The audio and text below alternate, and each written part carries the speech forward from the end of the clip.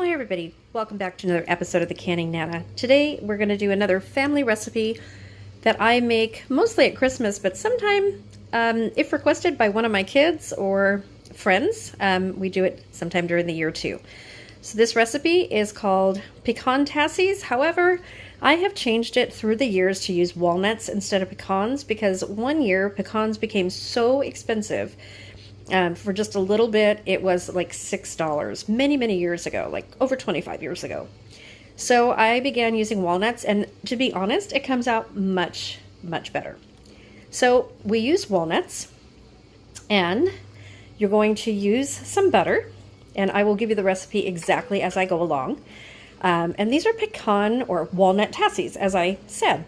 So we're going to make the dough first, and we're going to chill that in the refrigerator, and then I'm going to show you how to make the filling. These are delicious, and I guarantee you they will become a family tradition just like they have in my family. So let's get started.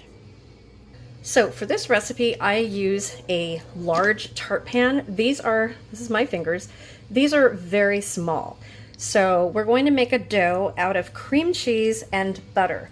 So I am softening cream cheese and butter, one stick, and a whole 8-ounce stick of cream cheese and one stick of butter. So I'm going to tell you the recipe right now. And usually I double this, but I'm in a hurry, so I'm just going to be doing probably one pan of these today. And it's because my daughter has requested it. I was going to make them for Christmas. Today's the day after Christmas, and they're coming over for a traditional Boxing Day. Except today's going to be spaghetti, so go figure. So, the pecan tassies, so we're going to be using a half a cup of butter, so a whole stick of butter, 4 ounces of cream cheese, and this is, again, I usually double this because this is only going to make probably maybe 30 pecan or tassies, walnut tassies. So half a cup of butter, 4 ounces of cream cheese, you're going to need 1 cup of flour, a teaspoon of vanilla, and you're going to be using, I use the Watkins, again, Watkins Consultant here. My link is in the description box below. Hopefully I remember to put it in there. And I use the clear vanilla because it doesn't change the color of the dough. We're also going to be using it inside of the flavoring that you're going to put inside. You can use the regular colored vanilla if that's all you have. All it does is it changes the coloring. It does not change the flavor. So, but Watkins does carry a clear vanilla, and it's the only one that I know of that has the clear vanilla. I usually buy this when I do frostings for cakes. When you want a white frosting, you don't want a yellow frosting. This is what you use. So clear vanilla, and this is one of the best vanillas you can get, you guys. Been using it for 41 years. And that's it. So for the filling, you're going to be using 2 eggs, 1.5 cups of brown sugar, 2 tablespoons of melted butter, and 1 to 2 teaspoons of vanilla. And then your walnuts, and I use chopped walnuts, or you can buy walnuts and chop them, or like I said, you can use pecans if you want to, or get creative. Use whatever kind of nuts you have. Pistachios go really good in this as well. And sometimes I even chop these a little bit finer than is on here. Okay, so let's get started with the mixer, and I'll show you how to you use softened cream cheese and softened butter already, but I will show you how to make this really creamy and get this started. Okay, so we're over here at the mixer. I am just going to put my cream cheese in here, drop it down there, and the butter. And you can do it in chunks, or you can just drop the whole thing in there and then put your mixer down. Okay, and then you want to turn it on and start off really slowly just to get it going. Hope you guys can see that. And just mix it all together like that. And once it's going a little bit, then you just want to turn it on and cream it. And you can use a spatula. Make sure you turn off your mixer first. and this does not take long at all. So I'm going to go ahead and get this all creamy, and then I'll be back. Okay, once you've got it pretty mixed, you just want to lift it, get it all up here. See how creamy that is? Okay, that even has to be more creamier than that. Now, I usually double this recipe, so this is really nothing. Maybe I should just double it. I think I'm gonna double it, you guys. So we're gonna go with 2 sticks of butter and the other half of the cream cheese, since it's already out, because why not? I'm already doing this. I could do some now, and then when the kids get here, we can do some later, or we could do some more tomorrow. I think I will do that. Okay, so let me get the other stick and the other cream cheese. So we're gonna go ahead and double it. Okay, so while I get all this ready, you know, when you're cooking and you just have one of those days when you figure you have all the ingredients out and you have enough to make more, why don't you just make more? Because really, doubling this just takes an extra stick of butter and the other half of your cream cheese, and you just put it in there. Since I already have this out and it's already softened, why not, right? I've got that big tray. There are lots of people coming over. So I have 5 grandchildren coming over, 2 adults, plus all of us. So yeah, why not? Okay, let me cream this up and I will be back.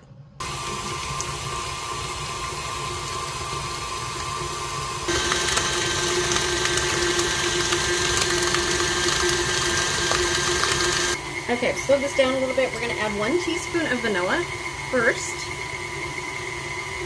and then let this go really quickly. Turn it on faster, and let that all whip in. This is going to smooth it out even more, and then we'll add another one in just a few minutes. Okay, one thing you want to be sure of is to scrape the sides of the bowl periodically, get it all down there, and then start the mixer again.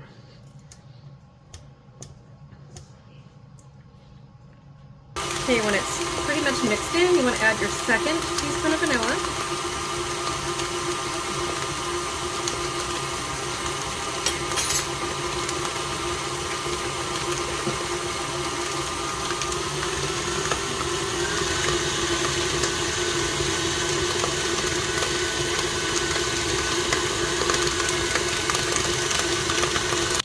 Okay, once you have that going, you want to measure out 2 cups of flour if you're doubling it, 1 cup of flour if you're not.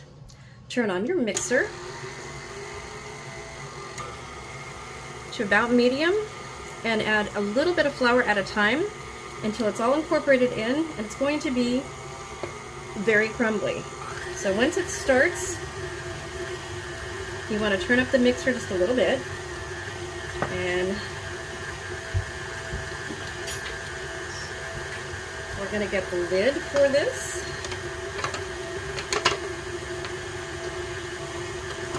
There we go. So we can add it without splashing.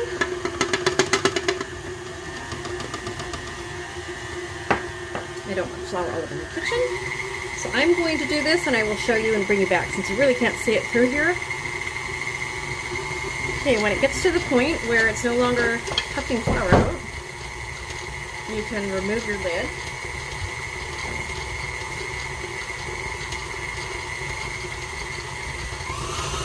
Put it on a little bit faster, and then start to raise it to get the dough off a little bit. Okay, so the dough should be a little bit sticky. That's springy at the same time. And it should easily fall off of the blade. And it is. So this is perfect. This will come off very, very easily. So I'm going to take this off. Come on, get off of there. I'm just in the wrong angle, but it's coming off really easy. So I usually taste it. Let's see, because I know what it's supposed to taste like. And there's no sugar in this. Yeah, perfect. And you can also tell when you're scraping the sides. So what you're going to do is you're going to take this out, flour a small area for your workspace, and you're just going to knead some flour into this and make a little dough bowl. So I'm going to do that and then bring you guys over. Okay, so here's our dough. It's on a floured surface. Get some flour, and you can see it's a very, very light dough. Very light. You can do so many things with this dough. If you've ever heard of arugula, you can make arugula with this dough. So what you want to do is just knead it just a little teeny bit, very, very lightly. Just get it all nice and dried with some flour. And then what I do is I wrap it in some saran wrap. There's the dough, just like that. You wrap it in saran wrap, and then you're going to let it rest in the refrigerator for about 30 minutes. When it's refrigerated, look at how moist that is. When it's refrigerated, it is much easier to work with in your trays. If you don't refrigerate it, it's going to be a mush mess in your trays, so trust me on that part. You definitely want to refrigerate it. It will firm up, and it's much easier, and it will bake better. Otherwise, when you start putting it in the oven, it's just going to kind of melt in the trays and not rise. So I am going to put this in saran wrap, and I'll be right back. Okay, here's my saran wrap. It's on the bottom. It doesn't have to be perfect, just as long as it's all covered in the saran. You can put it in a Ziploc if you have a Ziploc bag, which I did. I put it all right in there.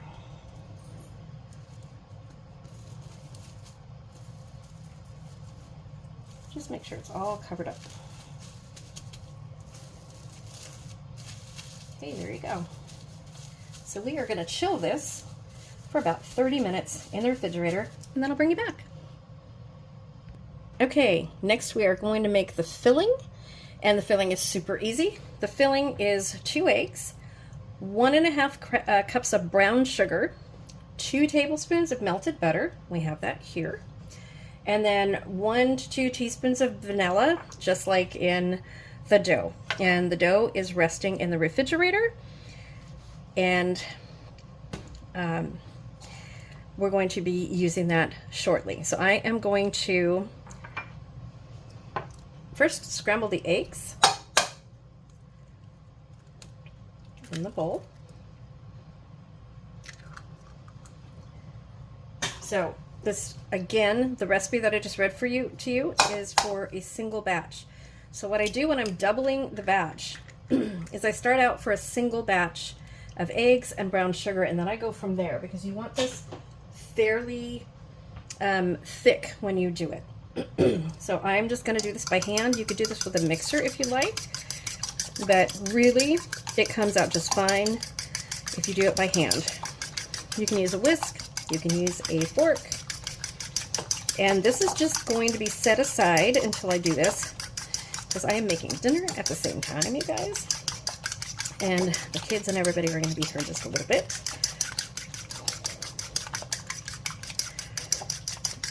Okay, and then after this, I'm going to set this aside, and I'm going to microwave my butter and just melt it just until it gets really soft, and then mix it until it's completely melted. So I'll bring you right back.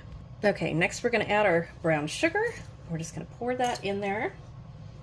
And if you've ever made pecan pie, what you're doing is you're making a like the inside part of the pecan pie filling, the good part that everybody likes to eat. That's exactly what this is. So you're just going to stir that together, and you can add your melted butter to it. You're just going to mix that in there, and we're also going to add our teaspoon of vanilla.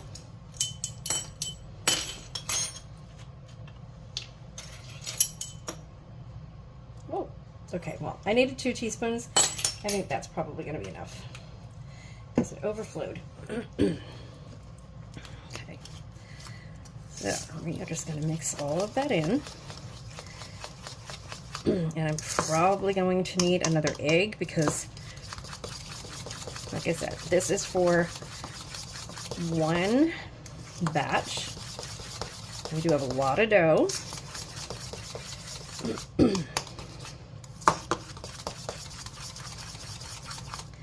Probably need some more butter. See how thick that is? We don't want it too thick, but I think the brown sugar is probably enough in there for the 2 batches, because this is quite a lot. And a little bit goes a long way for this recipe. So I think I'm going to add just another egg instead of more brown sugar. A little bit more butter in there.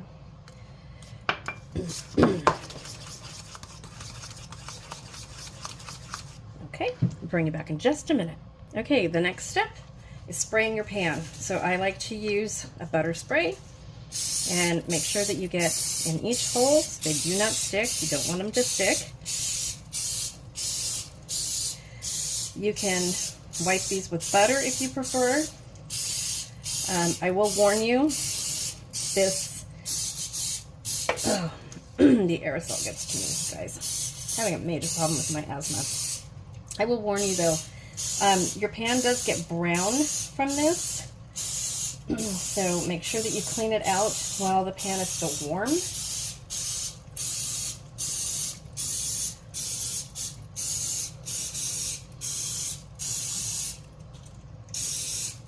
Okay, I'm going to get the dough out, show you guys how to make some. Okay, this is our dough. We're going to unwrap it. I'll just leave it like this. Look at how hard that is now. Okay, this is what you want. Just like this. Now it's not so pliable, but you want to get it to where it's a little bit softened up, and this is going to soften in your hands. Okay, so you just want to warm it up just a little bit in your hands. I'm just going to show you how to make a couple of these so I can get these in the oven. So you want to take a little bit, a little pinch. This is probably even too much. Oh, let's see. Maybe just a little bit more. Make a little ball. And let's make sure you guys can see this. Here, we'll start with one in the middle. You push it in here, and then you push your finger. I like to use my thumb. Push it all the way down, and then go around the sides until you make a whole little tart. Go up the sides like that, so that you form your little tart. Can you see that? So I'm going to do that to a couple, and then I'll bring you back. Okay, so you want to roll them in your hand. You don't want to get them too thin on the bottom. On the sides, it's okay because they're going to push up over the side of the pan. Make sure you just push it down. Make sure you have clean hands and clean nails. And you want to get it to the top of the tart pan because these will retract and go down. So if you get them all the way to the top, they will be sure to stay at the top. And just push from the bottom all the way up like that. And once you make a few, you'll get used to how much dough that you need.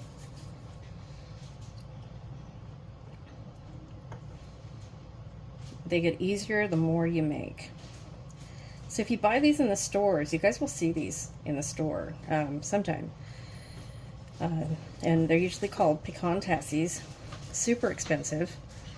You probably get maybe a dozen for about 12 bucks.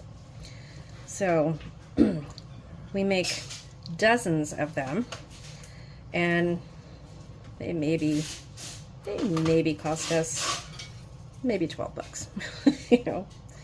So super easy to make on your own, economical. And what I used to do is make hundreds of these, and these were I used to give away Christmas baskets of maybe 20 different cookies and things. Haven't done that in a long time.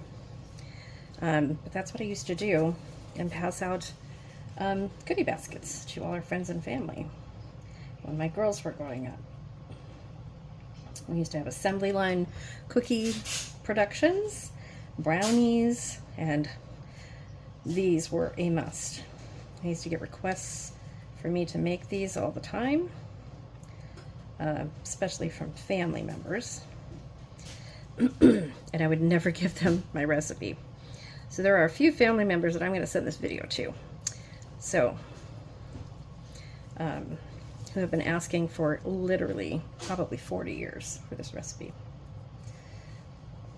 They used to ask for this every year. Kind of like my daughter was asking this morning if we made any of these. And then our magic cookie bars. My husband makes magic cookie bars every year, and the kids always like those. Maybe he'll make them for New Year's. We didn't get around to making them for Christmas. Okay, I'm going to finish these up and then show you how I fill them. Super, super easy. The oven is preheating at 350. You want to watch these. They take anywhere from 10 minutes to 15 minutes, depending on your oven. And when they get just a golden brown, when the dough, the pastry dough is done, is when you want to take them out so that they don't stick to the pan. That's why you spray them first. They'd fall out.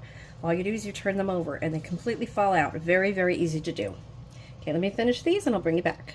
Okay, so we have all these. So now we are going to add the walnuts, little bits to each one. You add these at the bottom, or as many as you want. These are super easy to make, you guys. Just takes a little bit of time. And even if you're not filming, it takes even less time. And like I said, you can chop these up if you want to. I usually chop them up a little bit more.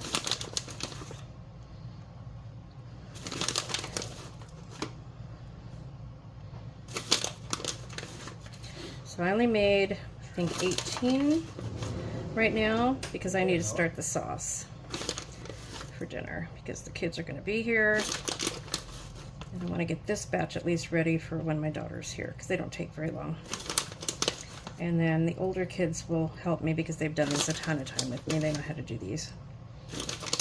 Ava and Melissa, they know how to do these. The torch has been passed. And my daughters know how to do these. My son knows how to do these. It's something I have been making since my oldest daughter was little. So 41 years. Almost 42 years. Gosh, you guys. Am I old enough to have a almost 42-year-old? So crazy. Okay. So these will rise up to the top, just kind of like a little pecan pie. And then all we do with that is we're going to stir this really well. We're not going to use a fork, obviously. We're going to use a spoon. I like to use a teaspoon.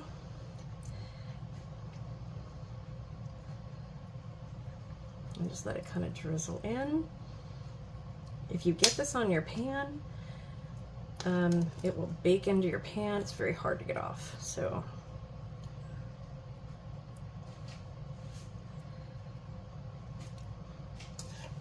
just go down the line, do what you can in them, and then just go back. Okay.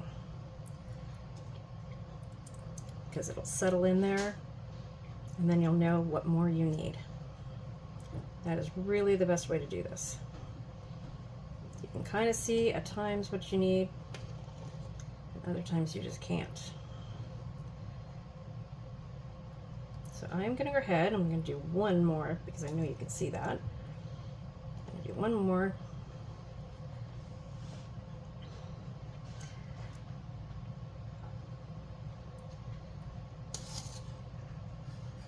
And I put the dough away that I'm not using. It's back in the refrigerator. And what you want to do is fill these almost to the top, but not quite. These will rise in the oven. The inside of these will rise, and the dough is kind of like a puff pastry. It does puff out quite a bit. It's very, very good. I use these for my lemon curd. I make little lemon curd tarts with some fruit on top. Best dessert, especially for potlucks. These also, I've brought these to church many, many times. Hundreds of them. I've done bake sales with these. This is an old recipe and nobody seems to make these anymore. Okay, I'm gonna finish filling these to where they need to be, and then I'll bring you back. Okay, that's the 18. That's how they should look. Fill them about that much. They're gonna go into a 15-minute or a 350-degree oven for about 15 minutes. Keep watching them. Your oven may be different than mine. They will rise. You will know when they're ready when this browns on the outside and puffs up, and the inside is, if you take a knife, it's going to be hard, kind of like a pecan pie. You'll see when it comes out. Okay, so this is what they look like when they come out. This one kind of over extended a little bit, so it got all over. And then I didn't fill the rest of the pan, but I did spray it, so that's what happens when you didn't fill the rest of the pan. So once I take these out, and I'm just going to turn them over on this, I'm just going to let them cool for a little bit, stick a knife around them, and I'll show you that. Okay, so this is what I mean when, here, let's go over here a little bit. This is what I mean. They come right out. So all of the kids got here, you guys. So see when they overflow a little bit with the inside, you just cut around them and then they will pop right out. Just be very, very delicate with it. It pops right out. There you go.